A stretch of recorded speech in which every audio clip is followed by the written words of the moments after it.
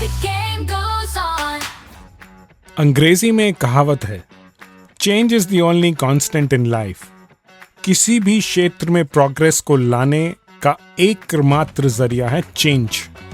इसी चेंज यानी कि बदलाव के आने से हमारे सामने नई अपॉर्चुनिटीज के दरवाजे खुलते हैं।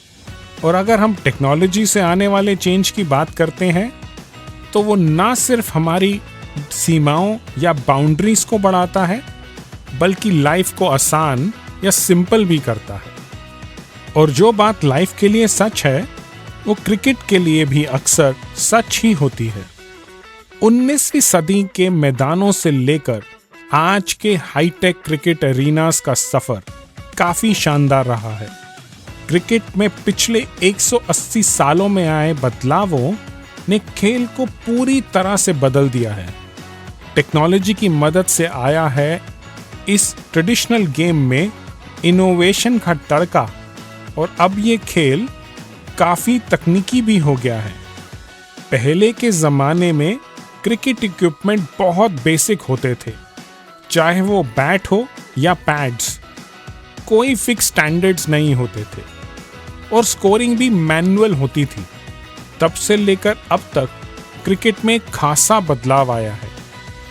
टेक्नोलॉजी से आए इस बदलाव का एक गहरा असर पड़ा है, चाहे वो क्रिकेट के इक्विपमेंट हो या उनके नियमों की बात कोचिंग में हो या फिर खिलाड़ियों और दर्शकों के एक्सपीरियंस में हो।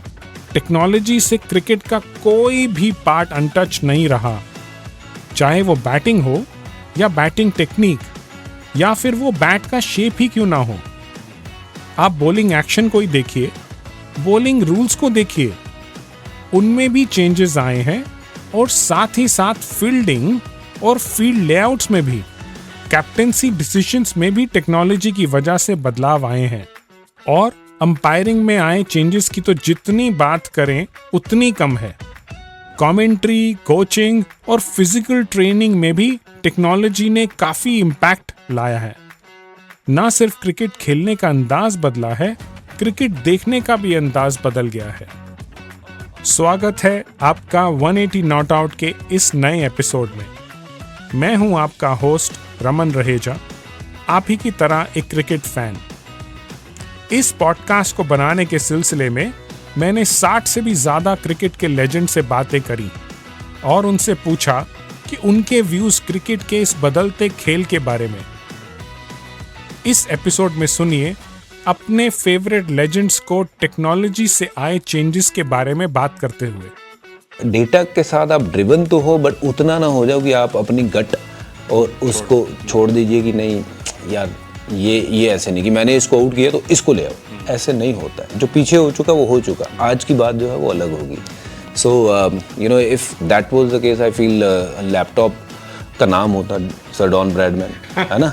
You know, you can get a lot of stats out of it, like bowlers, how they bowl, where they bowl, and batters where they hit and stuff like that. And that's like, to me, it's a 1%er that if you can sort of get a sort of gauge on what players are doing these days. So that's also a helpful thing that you can have from all this technology.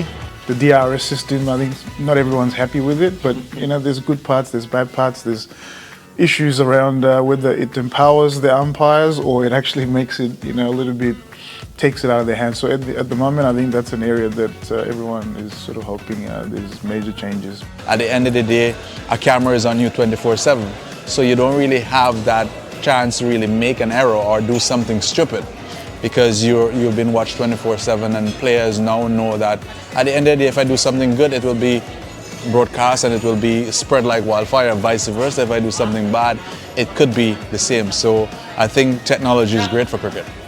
लगान तो याद होगी आपको।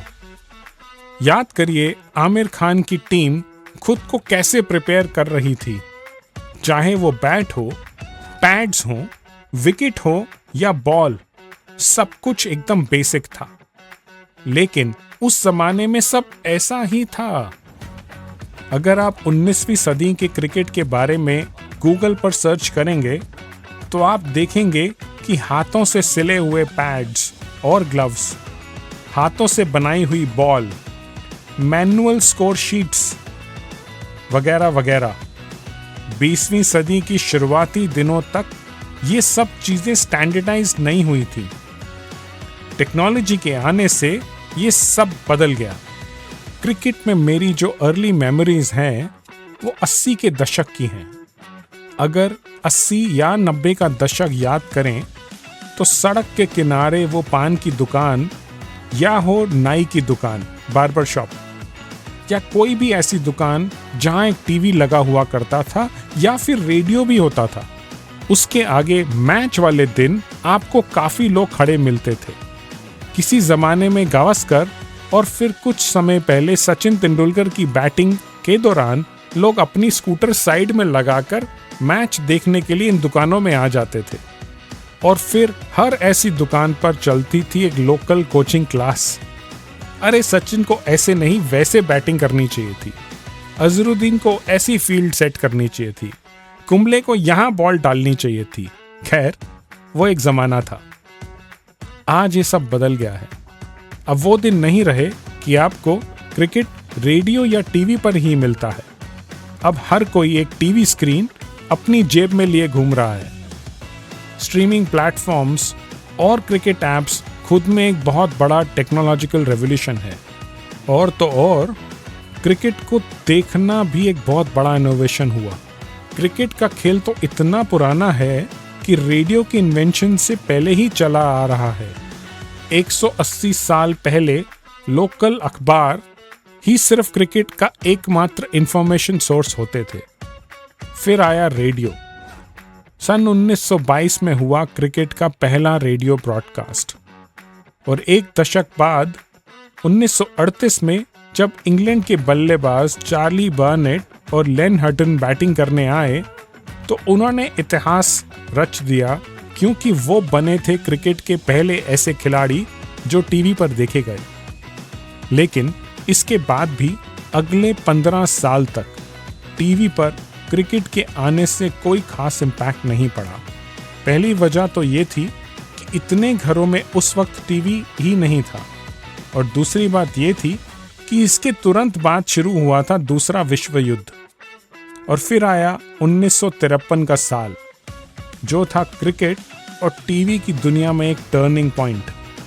1953 में queen Elizabeth II की ताजपोशी हुई थी, और बीबीसी की रिपोर्ट के माने तो इंग्लैंड में टीवी लाइसेंसेस का नंबर 7,63,000 से बढ़कर 32 लाख जा पहुंचा था, लगभग 5 गुना बढ़ोतरी। फिर आई क्रिकेट देखने में एक तेजी। मोबाइल फोन्स के आने से क्रिकेट कैसे देखा जाता है वो भी बदला है। लाइव स्ट्रीमिंग और डिजिटल स्ट्रीमिंग के बारे में आजकल बच्चा बच्चा जानता है। कभी कभी तो ये स्ट्रीमिंग प्लेटफॉर्म्स टीवी को भी पीछे छोड़ देते हैं। इस बारे में मैंने बात करी मेरे मित्र प्रसन्ना से, जो एक ब्रॉडकास्ट के एक्सपर्ट रहे हैं। पहले स्पोनी स्पोर्ट्स के हेड हुआ करते थे और आजकल फैन कोड के को फाउंडर हैं, जो इंडिया का पहला स्पोर्ट्स OTT प्लेटफॉर्म है। सुनिए उनका क्या कहना है। The transformation in the landscape in the last 2 decades, since I've been here in this industry, it's so dramatic that at times when you reflect back on where we started off, it's a very telling story. Like let's look at mid-2000s for instance, when television was the primary medium and television had fairly evolved very well, and yet access was so limited because of lack of digital cable or digitization, DTH, etc. still in early stages. Essentially you were the access that a consumer got to sports content was extremely limited. The real estate was limited. You could only consume 1 or 2 pieces of content at a point of time, and possibility of concurrency, possibility of user choice, possibility of niche interest, all that did not exist. And what technology has been able to do in the last in this period is solve for this problem of access. It's kind of opened out a infinite real estate for sports content to be available to the users. And so a user who earlier on was, let's say, dependent on a cable operator for one channel that was given to him in an analog cable environment, today has the option of choosing from 1,000 different options from all over the world. सिर्फ streaming ही एक change नहीं है, एक change और आया जो live score apps के नाम से जाना जाता है। आपने क्रिक बज़ और क्रिक इन्फो जैसी एप्स का नाम तो सुना ही हो। इन एप्स का live score card feature fans को काफी आकर्षित करता है। इन टेक्नोलॉजी प्लेटफॉर्म्स की हेल्प से आप दुनिया भर में चल रहे सारे इंटरनेशनल और डोमेस्टिक मैचेस का हिसाब रख पाते हैं। और तो और कुछ ऐप्स तो ऐसी भी हैं जहां आप अपने मोहल्ले में चल रहे क्रिकेट मैचेस का स्कोर कार्ड बनाकर रख सकते हैं और अपने दोस्तों को बता सकते हैं। मेरे हिसाब से टीवी और ओटीटी से ज़्यादा ऑडियंस इन स्कोरिंग ऐप्स पर मिलती हैं। टेक्नोलॉजी की वजह से व्यूअरशिप नंबर्स में तो बदलाव आया ही है, लेकिन साथ ही साथ क्रिकेट की गेम में भी काफ़ी चेंजेस आए। चाहे वो इनफील्ड डिसीजंस हों या शॉट सिलेक्शन, आजकल हर चीज़ में टेक्नोलॉजी ज़रूरी है। और तो और अब टीम सिलेक्शन का प्रोसेस भी डेटा की हेल्प से होता है। देखा जाता है कि स्टैटिस्टिकली कौन से प्लेयर के सक्सेस के चांसेस सबसे ज़्यादा हैं और उस हिसाब से टीम चुनी जाती है। अब सिर्फ प्लेयर्स की परफॉर्मेंस ही नहीं, एक एक्सेल शीट भी डिसाइड करती है कि वो टीम में होंगे या नहीं। ये बदलाव क्रिकेट में काफ़ी नया है, लेकिन बेसबॉल और फुटबॉल जैसे स्पोर्ट्स में डेटा ड्रिवन सिलेक्शन टेक्निक्स काफ़ी टाइम से यूज़ करते आ रहे हैं।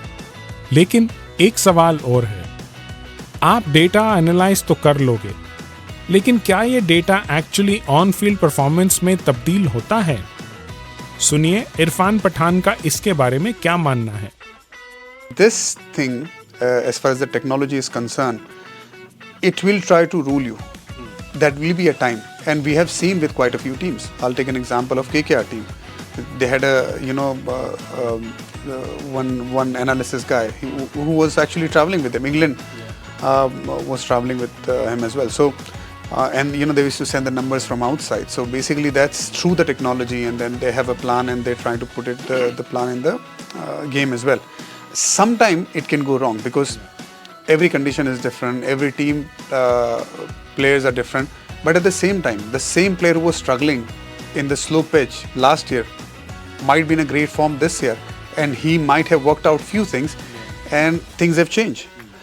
So that is why I said, use technology, but you be the one who's who's in control. And if you're not, then I think things can go wrong many times.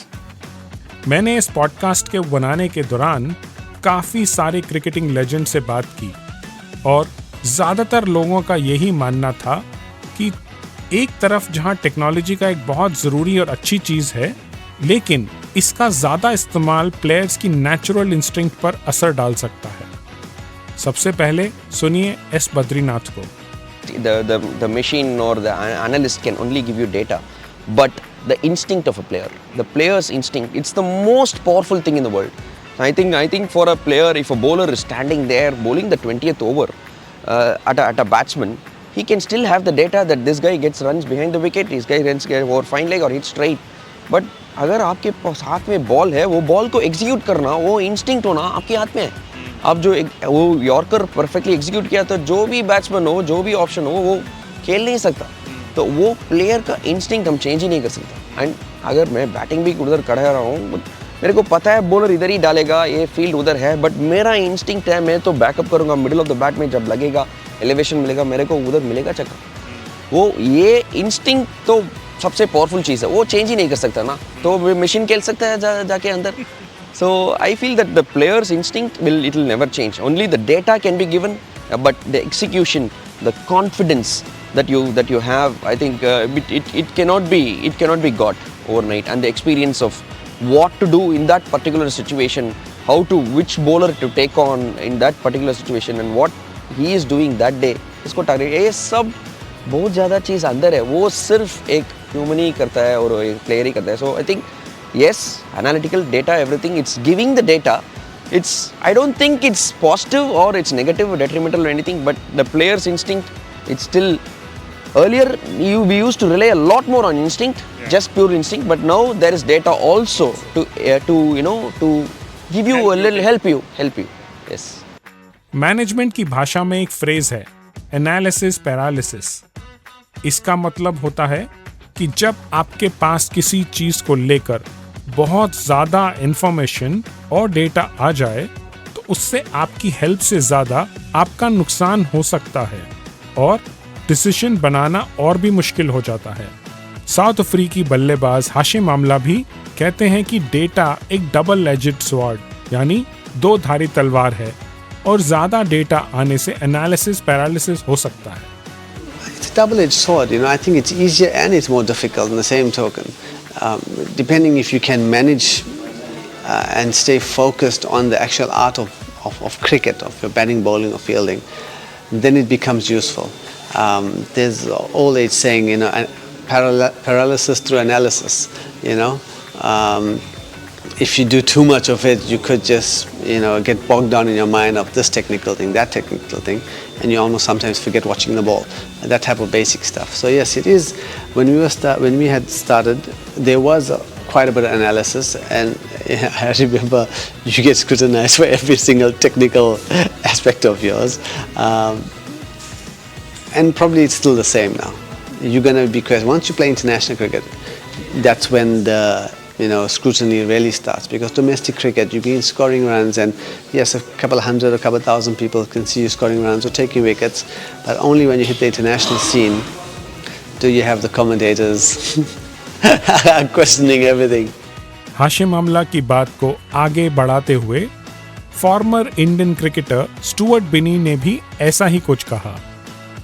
उनका कहना है कि एक excessive analysis यानी जरूरत से ज्यादा analysis जो होती है वो उसके फैन नहीं है।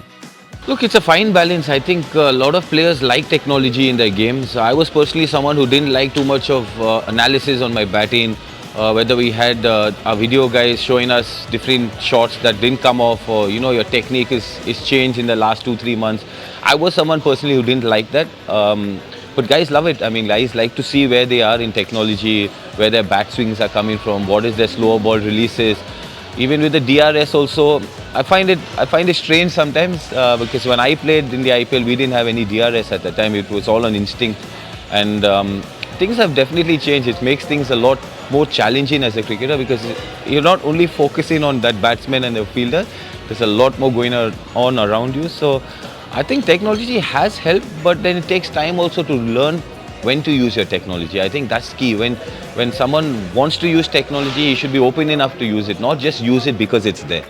इंडिया के पूर्व खिलाड़ी मुन्नाफ पटेल का ये कहना है कि जहां एक तरफ टेक्नोलॉजी बैटिंग और बॉलिंग दोनों के लिए काफी अच्छी चीज है, क्रिकेटर्स को उसके साथ ही साथ अपनी खुद की बेसिक इंस्टिंक्ट को भी फॉलो करनी चाहिए और जो गेम के बेसिक्स हैं उसको टेक्नोलॉजी डिसाइड नहीं कर सकती। सुनिए मुन्नाफ पटेल को। अपनी अपनी सोच है। अगर उस चीज़ को आप मानो तो इजी कर दिया है, आप मानो तो हार्ड कर दिया है, क्योंकि दोनों तरफ का फ़ायदा है। मैं बॉलर हूँ, मैं आपकी वीकनेस जानने की कोशिश करूँगा, आप बैट्समैन हो, आप मेरी वीकनेस जानने की कोशिश करूँगा। लेकिन मैं कहता हूँ कि डिसिप्लिन और आपका जो है बेस वो चेंज नहीं हो सकता है। आप बैट्समैन हो तो आपके बेसिक के हिसाब से ही जाना है कि आप टेस्ट क्रिकेट खेल रहे हो, 200 बॉल खेलोगे तो 100 रन होने हैं, वो बेसिक है आपका। आप वो नहीं कर सकते। हाँ, लाइफ में एक बार हो सकता है कि 100-125 बॉल में आपने सेंचुरी बना दी, हर टाइम आप नहीं बना सकते। और मैं बॉलर हूँ तो मुझे पता है कि मेरी लेंथ, कंसिस्टेंसी, स्विंग कितना इंपॉर्टेंट है, बाउंसर मारना कितना इंपॉर्टेंट है। तो वो चीज़ बेसिक नहीं भूल सकते आप, कितनी भी टेक्नोलॉजी आ जाए, खेलना अपने गेम ही है। तो मैं ये चीज़ कहता हूँ कि टेक्नोलॉजी कितनी भी आ जाए, आप आपके बेसिक से दूर नहीं हो सकते। इंग्लैंड के पूर्व क्रिकेटर केविन पीटरसन का भी ऐसा ही कुछ मानना है। केपी ने मुझे बताया कि टेक्नोलॉजी गोल्फ जैसी गेम्स के लिए ज़्यादा बेटर सूटेड है क्योंकि उसमें वेरिएबल्स कम होते हैं और बॉल वहीं एक जगह रहती है, आपकी टेक्निक चेंज होती है। क्रिकेट में ये वेरिएबल एलिमेंट्स ज़्यादा होते हैं तो ज़रूरी नहीं कि सेम टेक्निक हर बार काम करे। केपी कहते हैं कि क्रिकेट खेलते वक्त वो अपनी फ्री स्पिरिट पर भरोसा रखते हैं। I actually think it gives players the opportunity that if they are of that mindset to want to tap into technology, they can. Like, I'm not into that mindset. Like, I'm not that guy. I'm not that tech guy that wants to just go out there and think, okay, well, the ball is spinning this much, I need to do this. Like, I'm a free-spirited guy. I walk out to bat this evening and I just go, okay, what's this wicket like? Hit a couple of balls and okay, if it's there, it can go because I'm actually feeling good. Not getting too technical about it. How am I holding my bat? What am I doing? I mean, you guys all know that I love my golf. Yeah. There you can be technical because you have to be technical. It's a ball that's standing still by itself and you've got to make it play.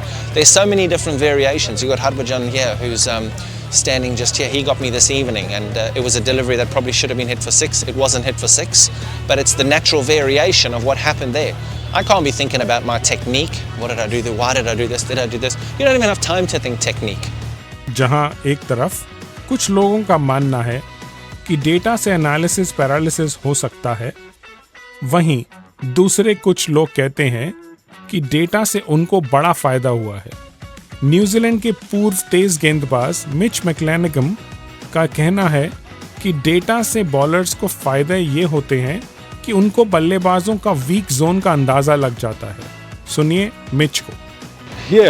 I think data from a bowling point of view is very important. You talk about batters getting very good at hitting at the death or even in the power play. And sometimes you feel like some batters, you look at their highlights and you feel like they don't have a weakness.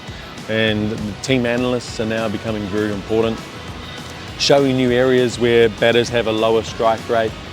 So if you are under pressure, that you can bowl in that area and hopefully go for one, or areas that they get dismissed a little bit more frequently, or what they do. Sometimes guys will run down the wicket and some analysts will be able to tell you the next ball he's going to sit back. So you just need those little pieces of information which are provided by technology. Everything's on the laptops now, they send it out to you to be able to give you that advantage.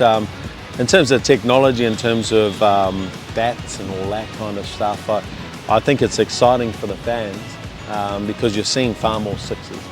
You really are, and that's why we turn up to watch cricket, right? We want to see boundaries and sixes, and we want to see bowlers bowling fast, or we want to see Harbhajan spin the ball past the bat.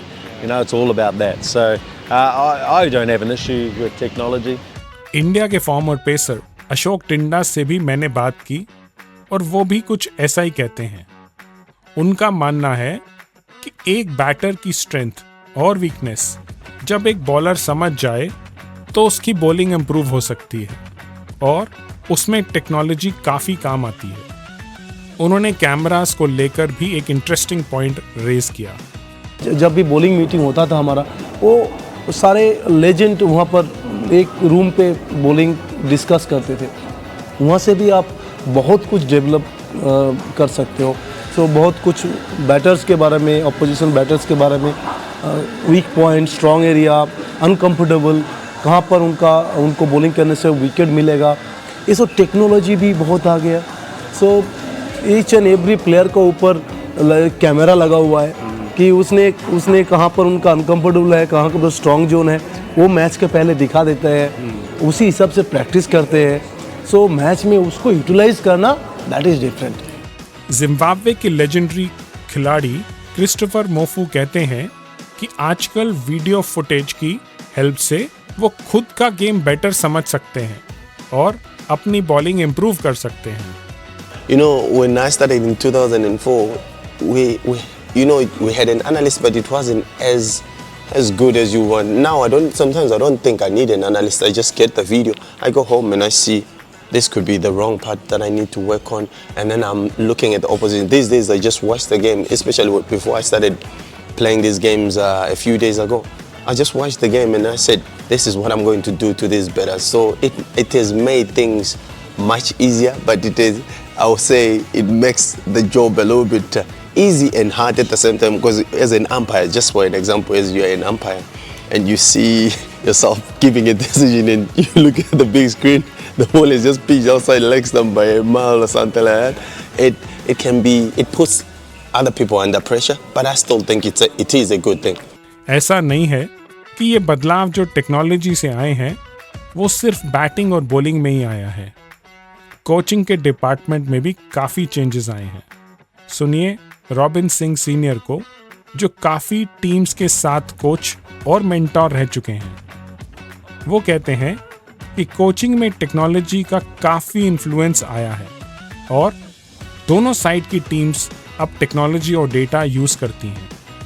A lot of people like data, a lot of coaches like information, data, but how do you use it to your advantage on the ground is important, right? It cannot dictate the ability of somebody or what you have to go there and play.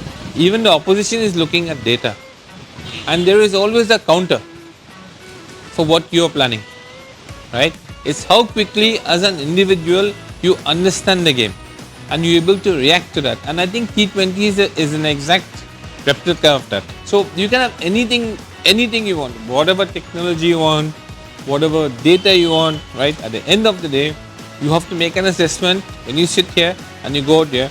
And when you go there and you play, it's all in the head, right? It's about you versus that ball at the end of the day, irrespective of what happens. And nothing else matters. Data, information does not matter. It's about how you react to what is coming your way. Umpiring में भी काफ़ी changes आए हैं। सबसे पहला innovation आया था third umpire, जब टीवी अंपायर्स कार्ल लिबनबर्ग ने 14 नवंबर 1992 के दिन सचिन तेंदुलकर को रनआउट डिक्लेयर किया था।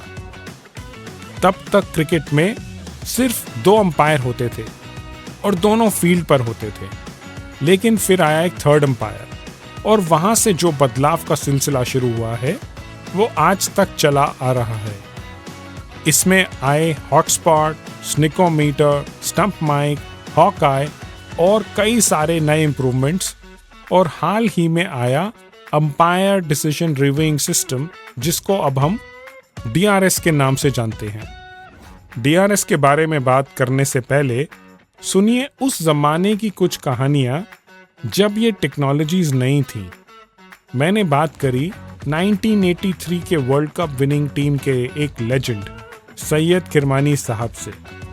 उन्होंने मुझे बताई कुछ अपने टाइम की कहानियां, जब अंपायरिंग बायस्ड होती थी और कभी-कभी इंडियन अंपायर्स फॉरेन प्लेयर्स के दबाव में भी आ जाते थे। सुनिए किरमानी साहब को। All these third umpire, match referee, all these, in our time there was nobody. There were umpires who were biased everywhere, biased to the core, right? And now because of that there used to be misunderstanding amongst the players themselves due to the biased decisions taken by the Australian umpires, Pakistani umpires, New Zealand umpires. You go anywhere. I will also go to the extent of saying this, that our Indian umpires were incompetent, with due respects, right? They would get pressurized by the appeal of the foreign cricketers. They would all go together in an appeal. Even if there is no catch, they would go in an appeal, and the Indian umpires they succumb to that appeal, and foreign immediately up the finger goes. Kirmani साहब ने एक और कहानी सुनाई। उन्होंने बताया कि जब क्रिकेट में न्यूट्रल अंपायर्स आ गए थे, उसके बाद भी कभी-कभी बायस्ड डिसीजंस होते थे। सुनिए यह किस्सा लेजेंडरी बिशन सिंह बेदी साहब और सर विवियन रिचर्ड्स के बीच। Even the neutral umpires were biased. I have faced that. I have come across those neutral umpires. It's an English umpire who's umpiring a match against India and West Indies. Now he would love to see Viv Richards get 100, and he's not giving him out. You see, this has happened, Raman Saab. You see, and clear stumping of Bishan Bedi in West Indies, of Viv Richard. You see, his foot was still outside.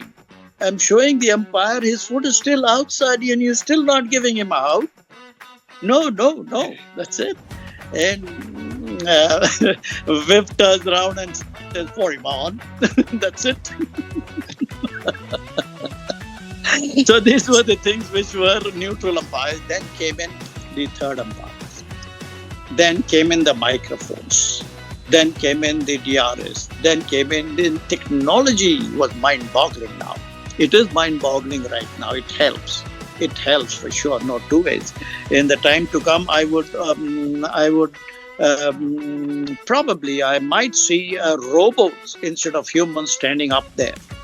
तब से लेकर अब तक cricket में काफी कुछ बदला है और इनमें से ज्यादातर चेंजेस को तहे दिल से एक्सेप्ट किया गया है। लेकिन जब DRS आया तब क्रिकेटिंग कम्युनिटी में हलचल मच गई। प्लेयर्स और एडमिनिस्ट्रेशन की तरफ से काफी रिजर्वेशंस थे इसको लेकर। DRS के बारे में मैंने बात करी एड्रियन ग्रिफिथ से, जो ICC में 14 साल तक काम कर चुके हैं और वो मैच ऑफिशियल्स को मैनेज करते थे। DRS के इम्प्लीमेंटेशन में भी उनका एक काफ़ी बड़ा सहयोग रहा। मैंने उनसे पूछा कि DRS के पीछे थॉट्स क्या थे और उन्होंने मुझे बताया कि DRS आया था क्रिकेट में कुछ बड़ी ग्लेयरिंग मिस्टेक्स को सुधारने के लिए। सुनिए एड्रियन ग्रिफिथ को। Cricket is played by humans, and there's still a human element to it. So I think like I said, the ethos and the way of thinking is, the human the umpire makes the decision on the field. If the players believe that decision is not correct, they have the opportunity to challenge it, and that's what the technology is used for. So that's the philosophy. The philosophy is it's a human game. The umpire makes a decision, and the teams can challenge if they believe that it is incorrect. Again, if you look at historically as well, the umpire made a decision on field. It's a judgment call, and persons accept that. But now you have the opportunity that if you don't believe, and again, technology is just for those occasions where it's a glaring mistake. That was the philosophy for it, to correct glaring mistakes, not the ones that are 50-50 or could be close. I think the intent was the ones that were what we call holders, to be able to have a mechanism in place to correct that. And that's the philosophy of the technology. Adrian Griffith ने मुझे ये भी बताया कि जब ये technology आई थी तब मैच ऑफिशियल्स को इससे कुछ खास प्रॉब्लम नहीं थी। उन्होंने कहा कि सारे अंपायर्स और मैच ऑफिशियल्स प्रोफेशनल्स हैं और कभी कभार उनसे अगर गलतियां हो भी जाती हैं तो वो सिर्फ मिलीमीटर्स में ही होती हैं। No, I don't think the match officials think that way at all. We also have to remember that, especially at the highest level, these guys are very, very good at what they do. And I think the technology also shows that. Again, they're human and they may make errors, but the errors are not big errors. There's just millimeters in it. So I think one of the things that the technology has also shown is that these match officials are absolutely brilliant at what they do. And they need credit for that, because it's not an easy thing. If you think about it, we have jobs where we may make a mistake and people may know or may not know, but it's not for the whole world to see. And these guys get scrutiny straight away. And more often than not, the technology shows that the decisions that they have made with the information that was in front of them have been very, very good decisions. So I think the technology has assisted them. One of the things that I hadn't noticed in my time in watching it, because we watched every single decision for years, and it shows that the umpires also use it to calibrate themselves. So eventually they understand from the technology how things look, and they use it in their decision making.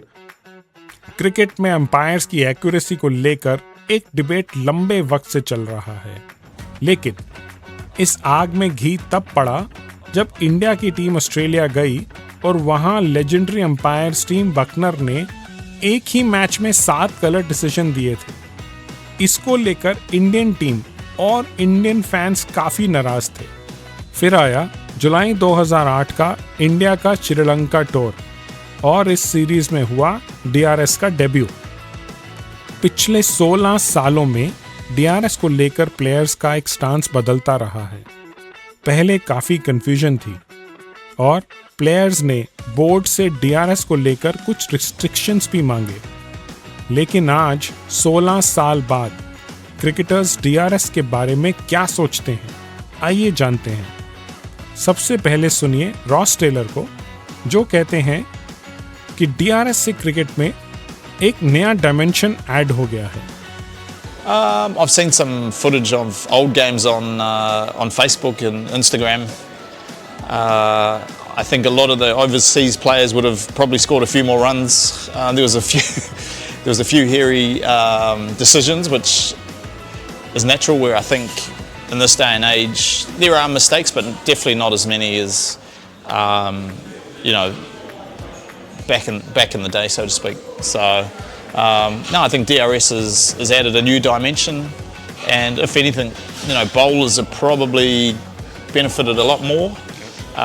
In an LBW capacity, but also I think that howler where a player has got a big inside edge or hasn't nicked it but been given out, or, both ways, has gone out of the game a lot more than say 10-15 years ago.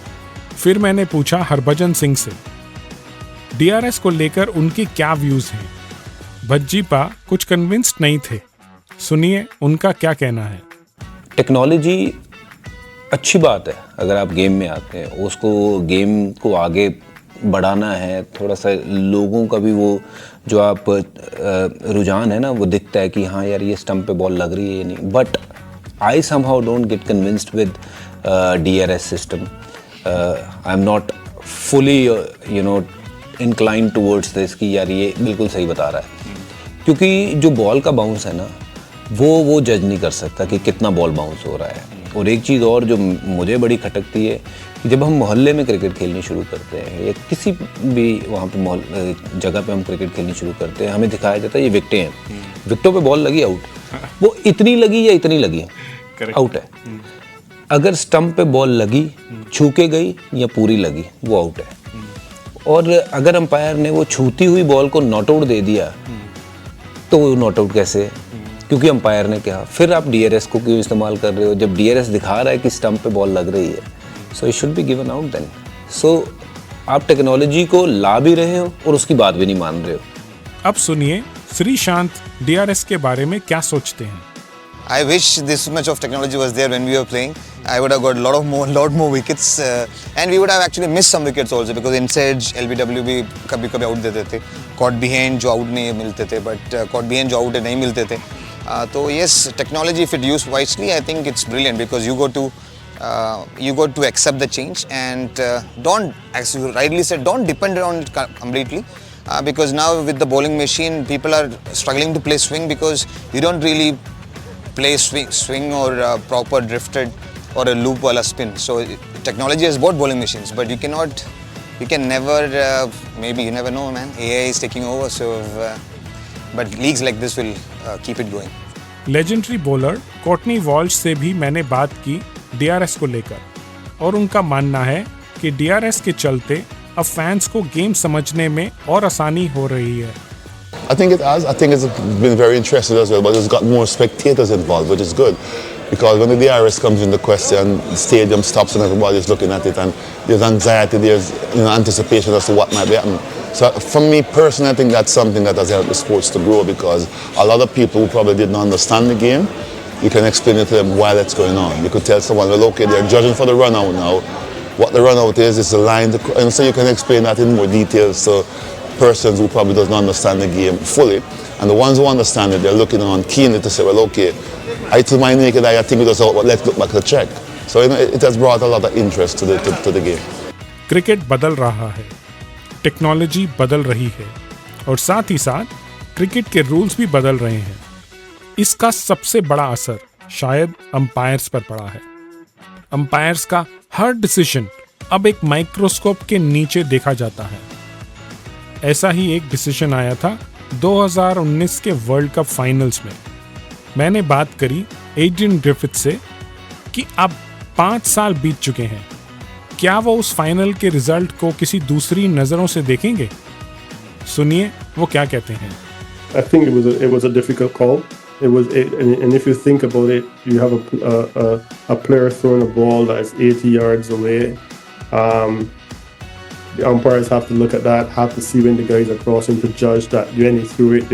It's okay to, in hindsight, to look at it and say and see it many times on TV to say, oh, they should have gotten that.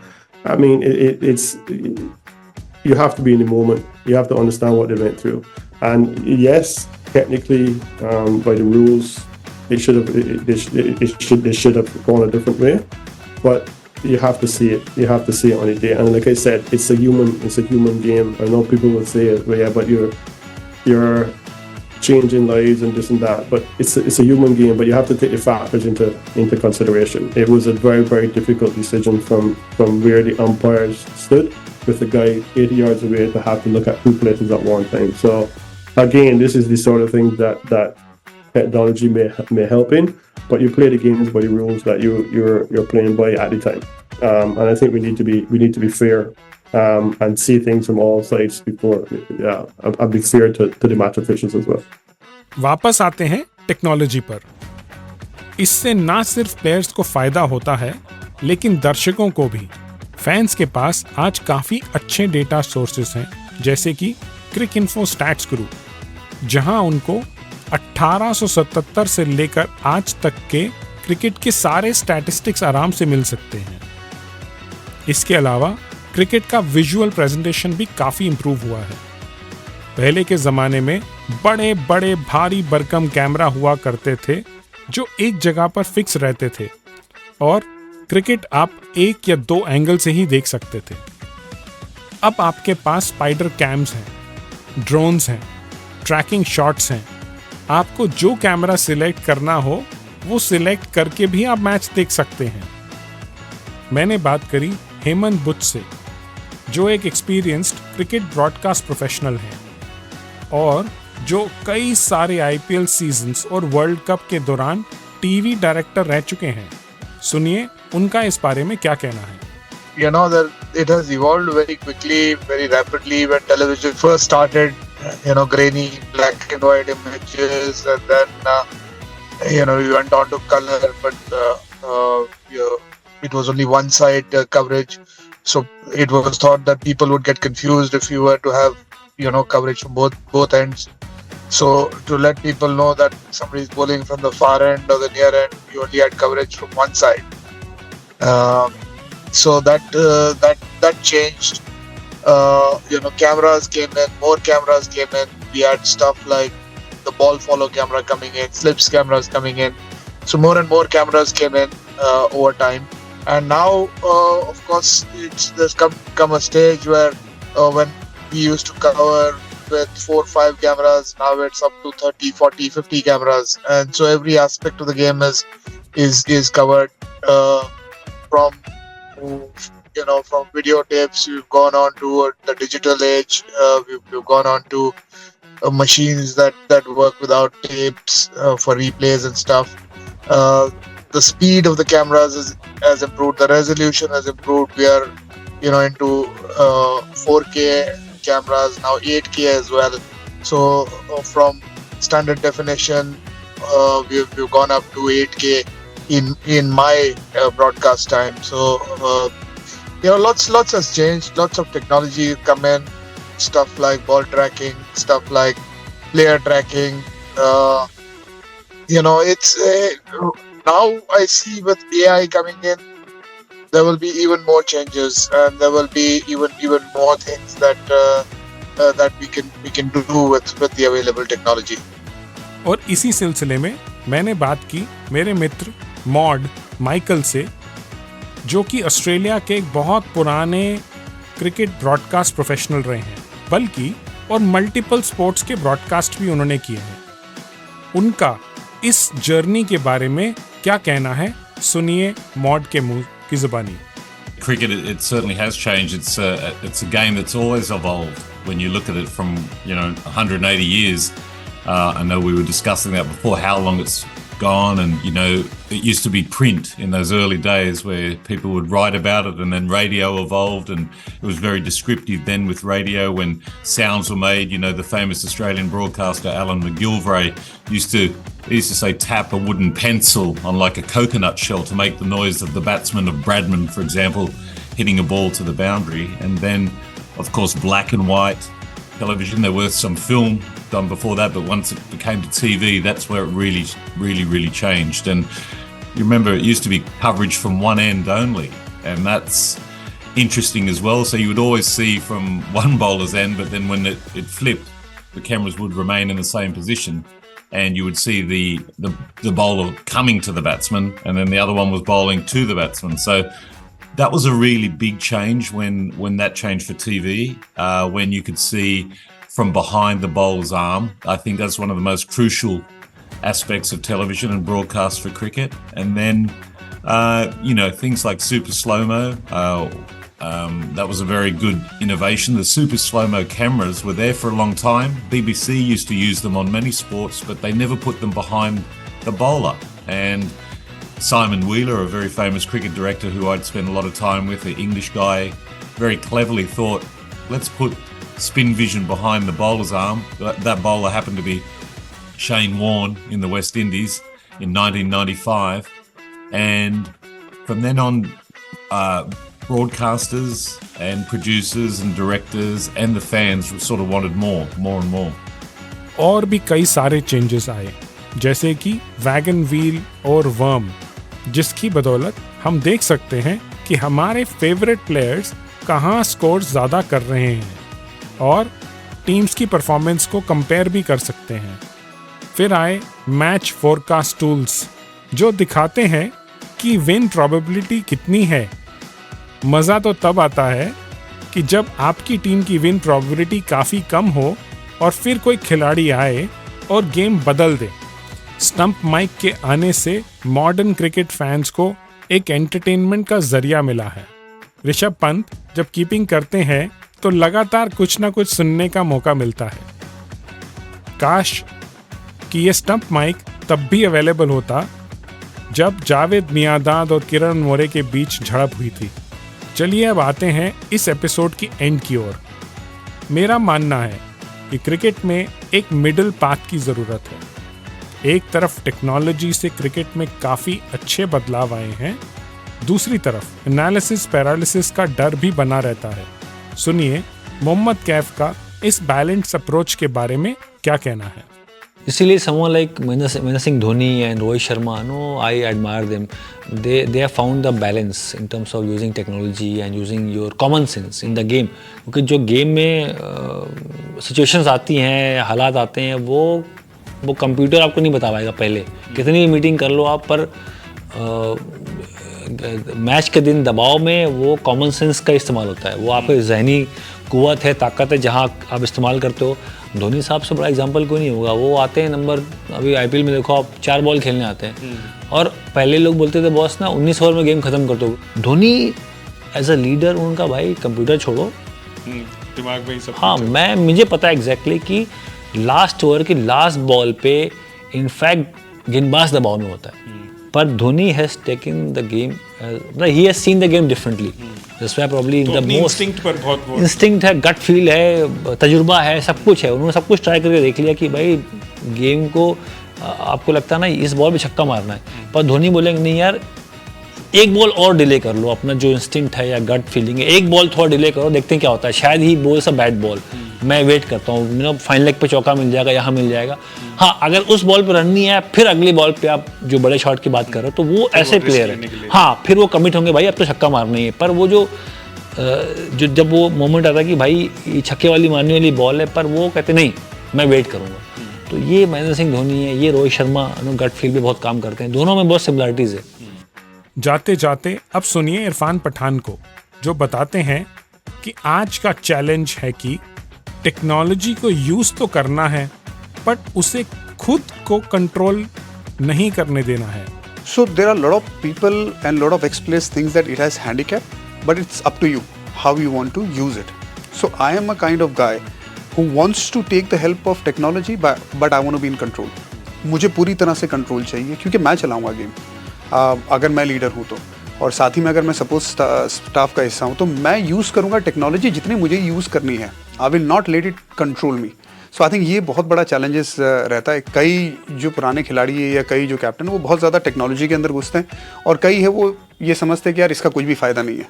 आपको एक ज़रूर help मिलता है technology से, लेकिन ये मानना कि टेक्नोलॉजी सब कुछ है और वो टेक ओवर करना चाहिए, वो बिल्कुल सही नहीं है। क्रिकेट बदल रहा है, इस बदलते खेल के बारे में आपके क्या ख्याल हैं?